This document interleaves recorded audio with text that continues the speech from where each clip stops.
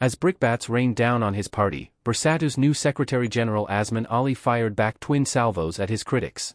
Brushing off the negative perceptions now surrounding his party's ability to survive, let alone chalk any thumping wins at upcoming elections, Azmin kept the focus on getting Bersatu and its rather inadequate machinery ready for the Sabah state elections due by September next year, as well as a possible surprise nationwide snap general election that may determine his rival Prime Minister Anwar Ibrahim's own future.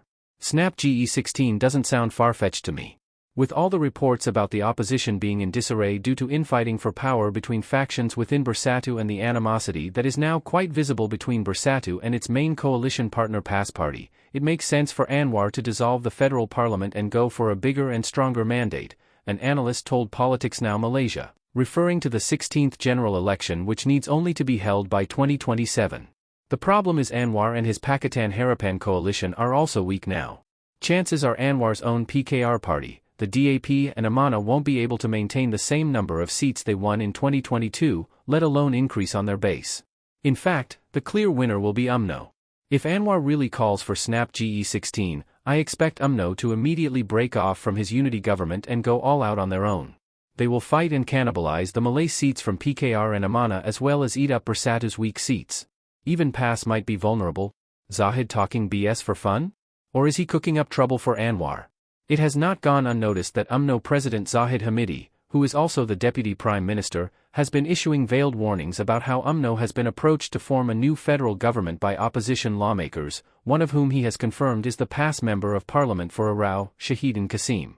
Some pundits believe it was just Zahid talking BS as usual, but other ears have perked up amid swirling rumors that a Snap GE16 could be held concurrently with the Sabah state polls. At this time, it's hard to imagine where the pressure point to break Anwar will come from. I think it's quite clear he only wants GE16 at the expiry of the current 5-year term in 2027. Even a second term as PM is out of reach for him as things are now, a veteran political observer told PoliticsNow Malaysia.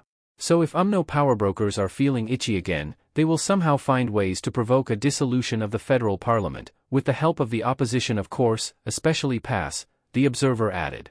In the 2022 general election, Anwar's Pakatan, which consists of PKR, the DAP and Amanah parties, won a total of 82 seats in the 222-seat federal parliament.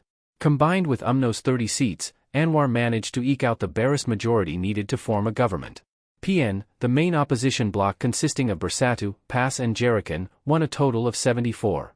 Keeping Bersatu focused even if only UMNO wins. Indeed, Azmin may well have the last laugh on the naysayers who openly scoffed at his warning of nationwide polls coming earlier than expected. One of these was Mat Sabu, the Agriculture Minister and President of Amanah. Should the PM decide to dissolve Parliament next week, there will be a snap poll then, Sabu said a tad sarcastically. Yet in Malaysia's intrigue-filled political world, where shadow play, deceit and dishonesty are the name of the game, only the unexpected should be expected. I think Azmin is on the right track. To insist there is no proxy war between himself and his party deputy president Hamzah Zainuddin or that Bersatu and PA are still best of friends is wasting time, said the analyst. In the first place, that's not exactly the true situation. But what's real is a Sabah state election must be held next year. There's actually very little time left to get ready.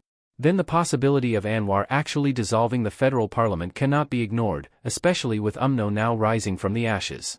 Anwar may want to coast on until 2027 but not UMNO, not if it feels it can take on PKR and Bersatu and win. It also helps UMNO if it has some sort of electoral pact or agreement with PAS. So for Bersatu, getting shipshape and fighting fit for elections is the only hope, the best way and strategy to defend itself. Even if it loses half or even 3/4 of its 25 seats, as long as it is still able to retain a handful or so, there's hope to live to fight another day, concluded the analyst.